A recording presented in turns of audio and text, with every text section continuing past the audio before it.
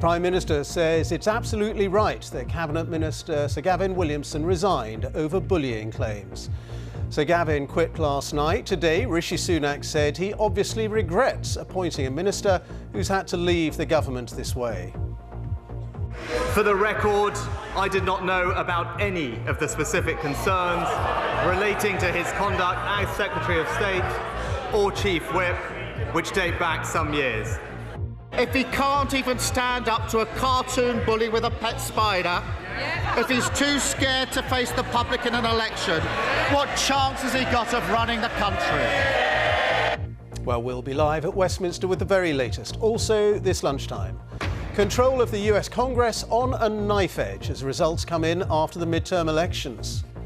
The online furniture firm Made.com goes bust. Customers are in the dark over refunds. Eggs are thrown at the King and Queen consort during a walkabout in York. They narrowly missed the royal couple, and a man has been detained by police.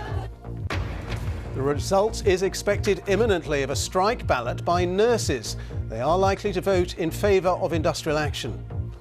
And the bronze statues from ancient Italy perfectly preserved in the mud and hot springs of a spa.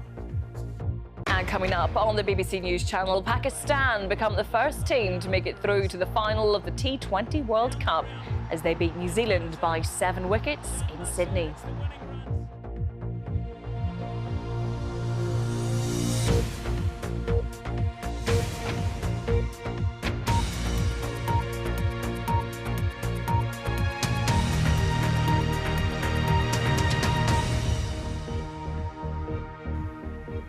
Hello, good afternoon. The Prime Minister has said he obviously regrets appointing Sir Gavin Williamson to the Cabinet, but did not know of specific concerns against him. Sir Gavin resigned yesterday over bullying claims after being accused of abusive behaviour. Well, in the Commons this lunchtime, Rishi Sunak said it's right he has resigned, but the Labour leader, Sir Keir Starmer, said Mr Sunak should never have appointed a man he called a pathetic bully. Here's our political correspondent, Helen Catt. After days of accusations of bullying, Sir Gavin Williamson has resigned as a Cabinet Office Minister, a fortnight after he was appointed. In a letter to Rishi Sunak, he said he refuted the characterisation of these claims, but he recognised they were becoming a distraction for the good work the government was doing. He said he had therefore decided to step back from government so he could comply fully with the complaints process that's underway and clear his name of any wrongdoing. The Prime Minister met Sir Gavin face-to-face yesterday evening, but Number 10 has made it clear it was the former minister's own choice to go. At Prime Minister's questions, Labour said it raised serious questions about Rishi Sunak's judgment.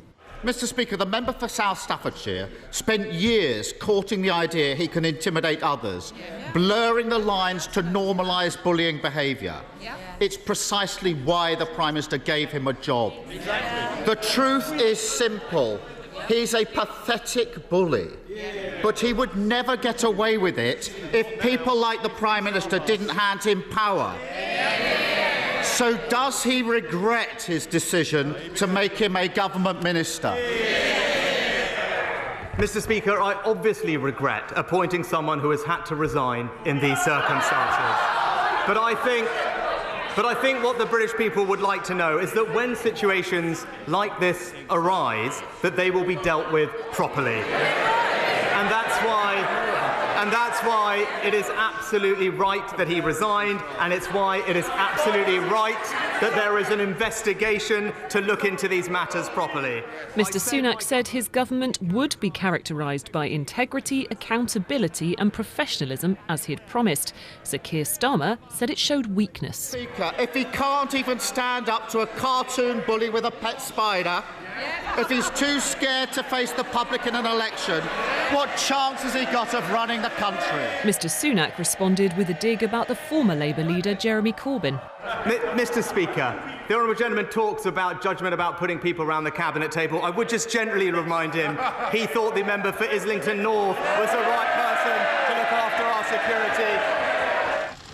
Sir Gavin Williamson has now gone from government. Questions about his appointment have not. Helen Catt, BBC News, Westminster. And live now to Westminster, our chief political correspondent Nick Eardley, who's there for us this afternoon. Nick, how damaging has this whole saga over Sir Gavin Williamson been for the Prime Minister?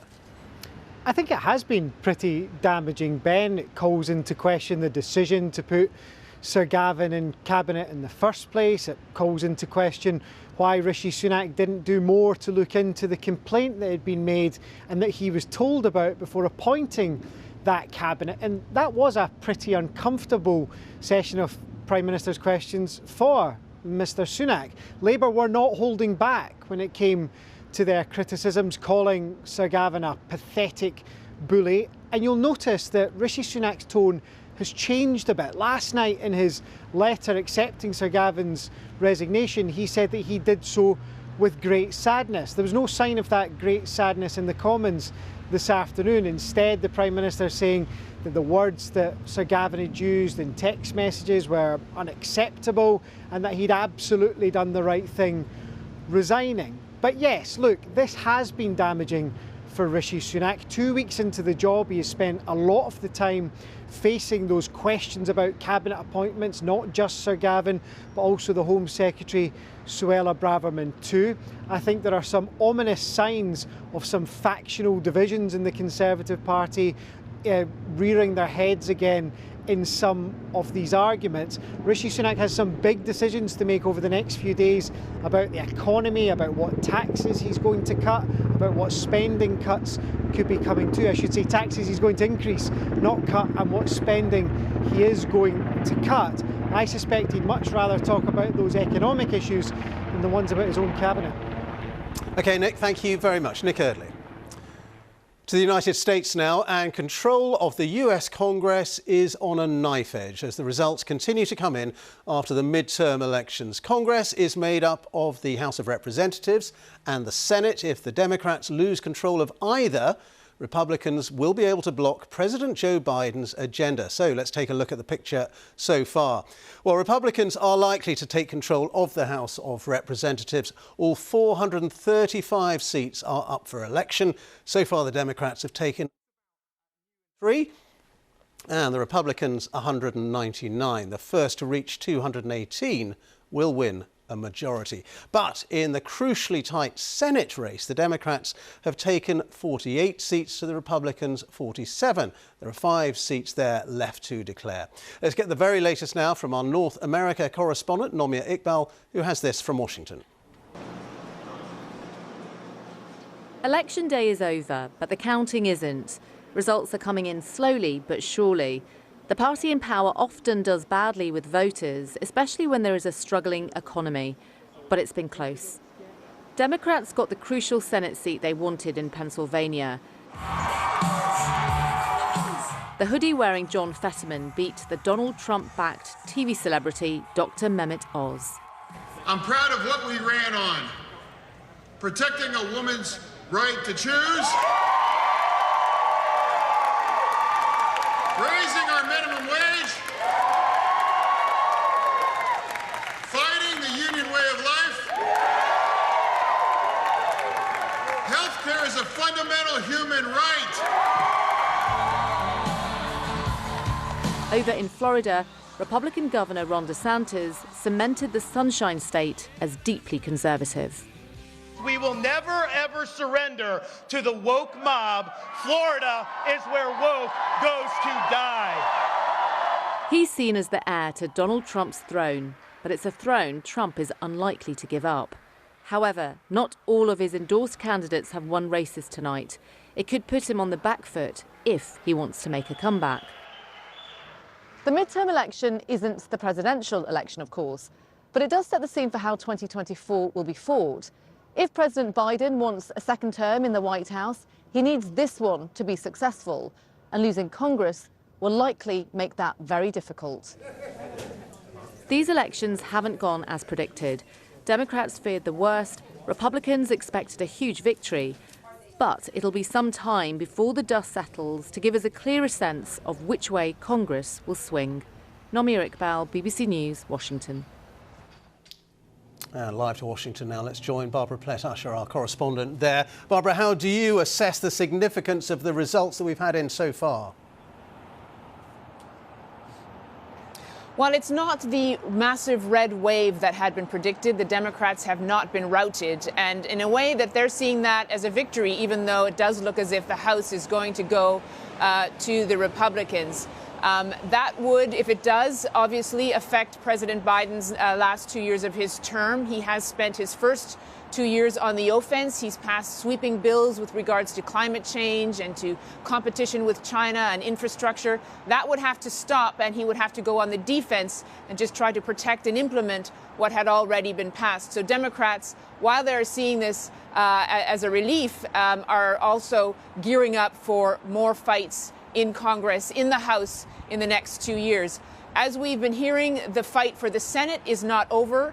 That is up for due to a handful of toss-up states, and the Democrats have won already, one of them in Pennsylvania. They could yet win the 2 more that they need, although in one case, Georgia, it looks as if that's going to a runoff, so we may not know until early December where the Senate swings. But either way, I think that the Democrats are going to say that this was a good election for them, or at least better than had been predicted. And it may play into the discussion about whether Mr. Biden does put his name forward to run in 2024. All right, Barbara, thank you. Barbara Pletasher there. Just to say you can follow all the results and the analysis of those US midterm elections on the BBC website's live page at bbc.co.uk. The online furniture retailer Made.com has gone into administration with a loss of up to 500 jobs. Let's get more on that with our business correspondent Emma Simpson. Emma, Made.com, they did very well during the COVID lockdowns, so what has gone wrong with them?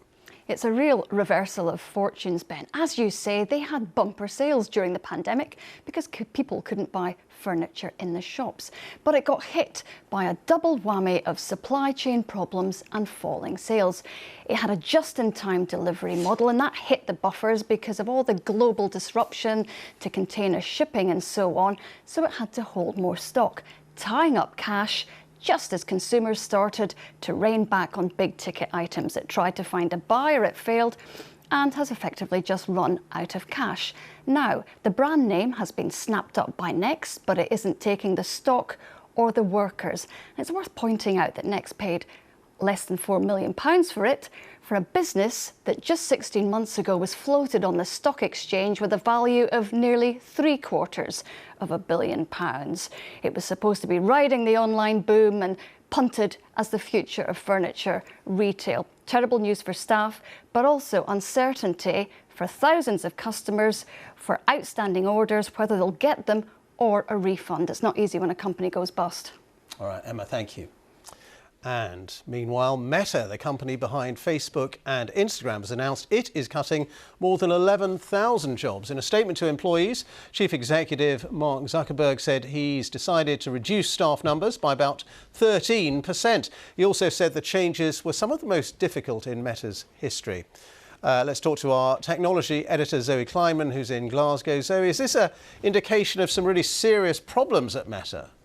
What we're seeing here is a really different side to Mark Zuckerberg. In the statement that he's given to staff today, he's very contrite. He says he's sorry. He says he's taking responsibility for what's happened. What is it that's happened? Well, he says he continued to invest in his big new idea after the pandemic. You've got to bear in mind, during the pandemic, everyone was furiously using their devices, spending all their time online because there wasn't anything else to do. He thought that that sort of uptick would continue, but it didn't. It slowed down. And at the same time, he has been funneling billions of dollars into this project of his. It's called the Metaverse. Now, he's literally betting his bottom dollar on this. He thinks it's the future of the internet, this virtual immersive world where we will all be, where we'll do our work, where we'll hang out, where we'll, meet people, and we'll just be in this world all the time.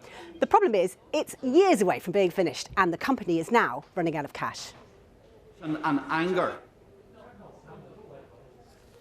A police officer has been injured on the M25 while responding to climate protests that closed parts of the motorway. The police motorcyclist was hurt in a collision which also involved 2 lorries at a rolling roadblock. The campaign group Just Stop Oil is staging a 3rd consecutive day of protests. Police in York have detained a man after eggs were thrown at the King and Queen Consort during a walkabout. The 3 eggs narrowly missed the royal couple, and the crowd responded by singing God Save the King. This report from Fiona Trott in York.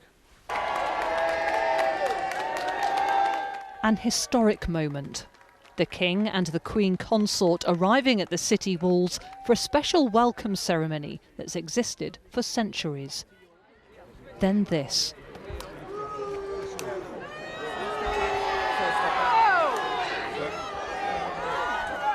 Three or four eggs are thrown towards the royal couple. Quickly, police officers hold a man to the ground. The crowd respond, and there are shouts of "Shame on you." Half a mile away at York Minster, a different welcome. Here, the King and Queen Consort met the Archbishop of York and took part in a short ceremony inside the cathedral. Afterwards, the unveiling of a statue of Queen Elizabeth. In a city that has many memories of the late monarch, it was a very personal and poignant moment for the King. It was an historic visit in the first few months of his reign, and a visit that was marked by this incident that's now being investigated by the police. Well, that incident didn't deter the King from coming here minutes later and then meeting members of the public. You get the feeling this is a very personal day for him, and also a very important day in York's history. This statue unveiling isn't just a chance for the city to reflect on the Queen's legacy, but to look forward to the area at the front of the cathedral. The west front is being regenerated. Soon there will be a Queen Elizabeth Square, the first open public space here for 200 years. This afternoon, the King and the Queen Consort are in Doncaster, which is getting city status as part of the Queen's Jubilee. Fiona, thank you very much indeed. Fiona Trott reporting.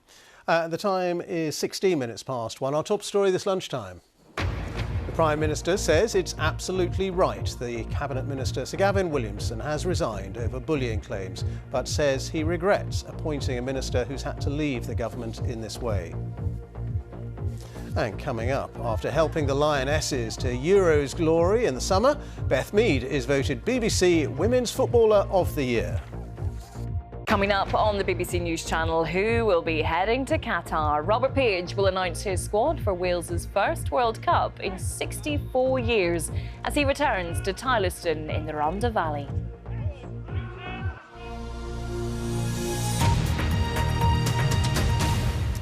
The Royal College of Nursing, which represents hundreds of thousands of nurses, will announce the results of a strike ballot this afternoon. All the indications are that nurses have voted in favour of industrial action for the first time in the history of their union. The nurses want a pay rise of 5% above inflation. Here's our health correspondent, Catherine Burns. Extra hours, the unpaid hours, the leaving late, it has made the job a lot harder.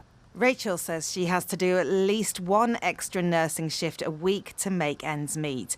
She can't quite believe it's come to this, but has voted to strike. Strike is not about causing carnage and mayhem. This is withdrawing our labour to demonstrate exactly what it is that we do on a day-to-day basis under the conditions that we have to do.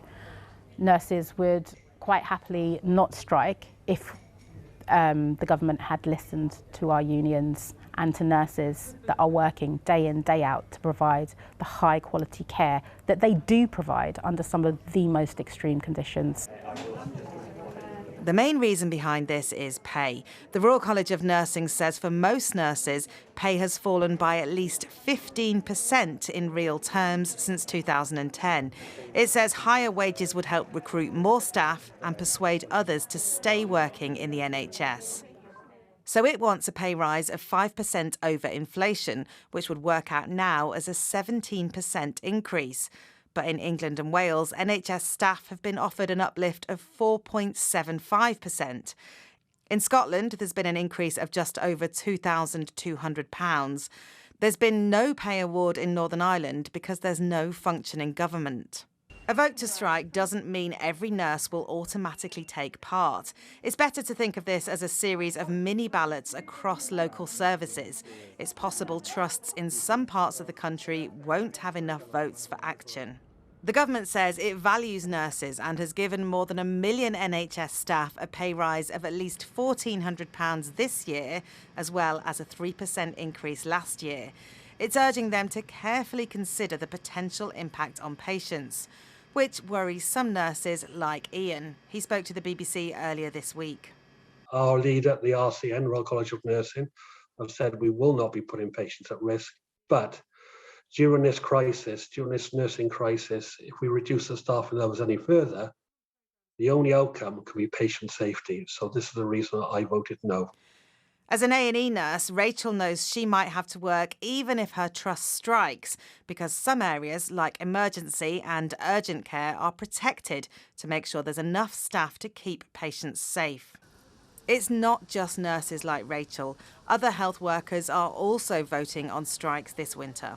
Catherine Burns, BBC News. The BBC understands the Northern Ireland Secretary, Chris Heaton-Harris, will announce he's imposing a pay cut for members of the Stormont Assembly. Mr Heaton-Harris is due to set out plans to Parliament after he said last week that he would not call an Assembly election before Christmas. Well, our correspondent Chris Page is at Stormont for us now. Chris, it does look like that election is going to be delayed even further now.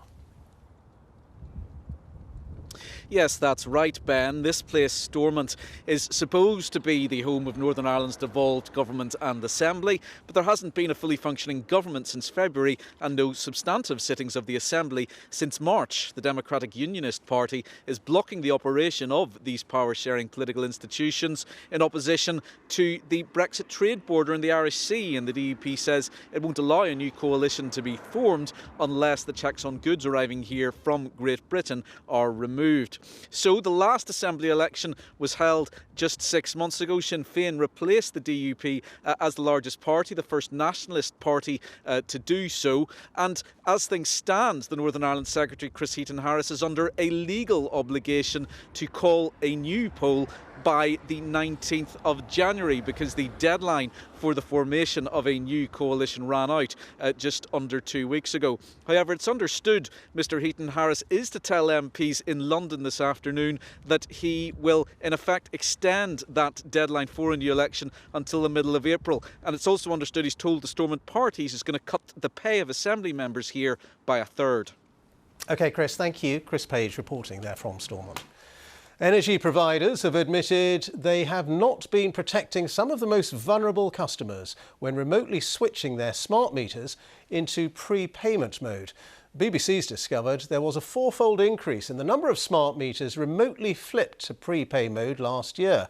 And there are concerns that customers are not always told in advance, making it more likely that they fail to top up the meter and end up being disconnected. Here's our cost of living correspondent, Coletta Smith. Smart meters on my microwave and I looked at it and it said top up soon and I thought, oh, that's weird, but then I didn't think much of it and I just went on to unpack my shopping. Something's happening to hundreds of thousands of smart meters and most customers like Samantha didn't even know it was possible. I didn't have any say in it at all. It was just done. And that's not okay. That's not a way to deal with things, and it's not a way to deal with people, not particularly now. If I didn't have any money to put an extra £10 on the meter, what would I have done? Once a smart meter is installed, it's a simple process for a supplier to flip you to prepayment mode at the push of a button. They don't have to apply for a warrant or install a physical box in your home. People not being contacted and then suddenly having their meter switched to prepay can be really, really challenging, particularly for people who are in vulnerable circumstances. Now, there should be protections for those people in place, but it's becoming more and more evident that actually those protections aren't always being followed. So I understand you're having trouble with a prepayment meter, is that right? If people don't realise they're on a prepayment meter, they might not top up, which means people could cut themselves off by mistake. What we'd like to see is suppliers to take this more seriously, to take a lot more care over the way they're treating customers at the moment. The rules say that switching a smart meter remotely to prepay mode should only ever happen as a last resort, that customers should be told a week in advance, and that suppliers should give them all the information they need to make payments under the new system. Since we've started asking questions about this, the regulator has written to all suppliers, telling them to stick to the rules or face potential fines.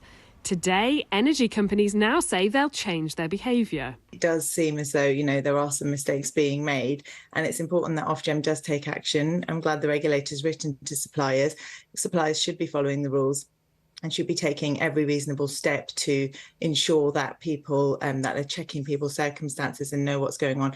More smart meters are being installed at the same time that more people are struggling to afford their bills. So remote switching is likely to become even more common this winter. Coletta Smith, BBC News in Manchester. The actor and director Sean Penn has given one of his Oscars to the Ukrainian President Volodymyr Zelensky as a symbol of faith in the country's victory in the continuing conflict with Russia. The statue, one of two Best Actor trophies won by Penn in 2004 and 2009, will stay in Ukraine until the end of the war.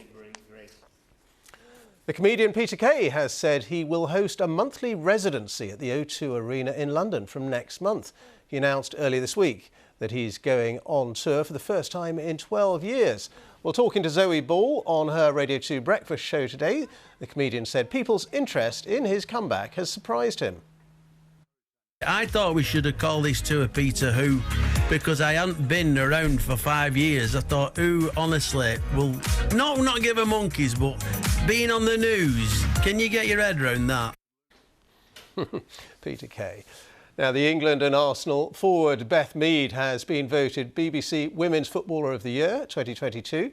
Mead helped the Lionesses to Euros glory in the summer, winning the Golden Boot and the Player of the Tournament award. Maz Faruqi has the story. Take a bow, Beth Mead. That was glorious. Well, the European Championship here in England was, of course, a massive tournament for England. And we're here today to surprise one of the superstars from that team. And helping me to do that is another huge name for England, Ellen White. I'm really honoured. She really deserves this award and can't wait to surprise her. Can I just shuffle in?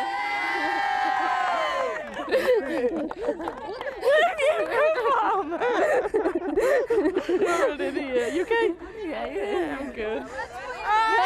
Beth Mead, on behalf of the BBC World Service, you are the BBC Women's Footballer of the Year 2022. Congratulations!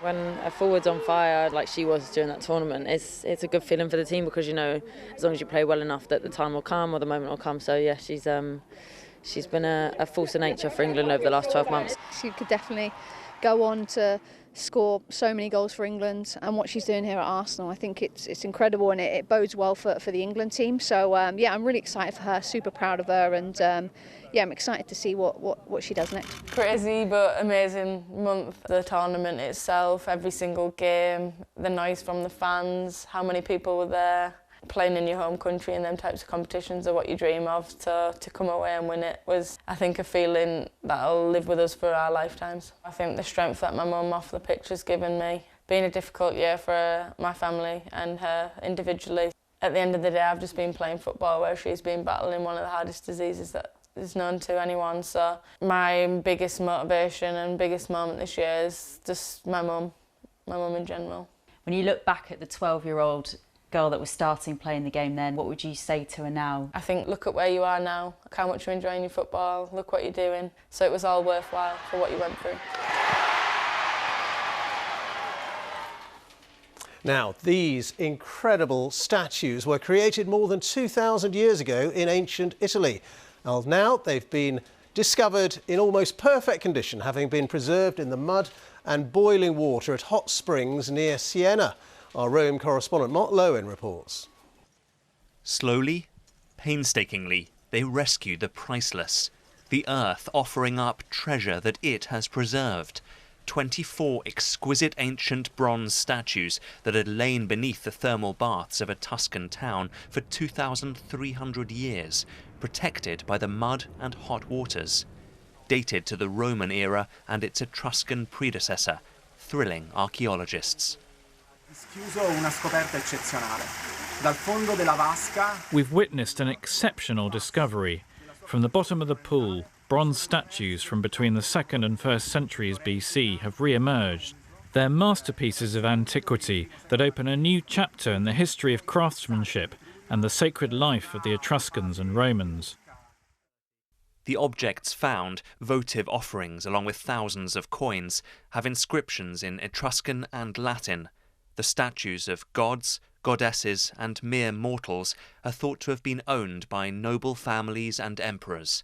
Adorning a sanctuary, they were then probably immersed in the thermal waters in a ritual.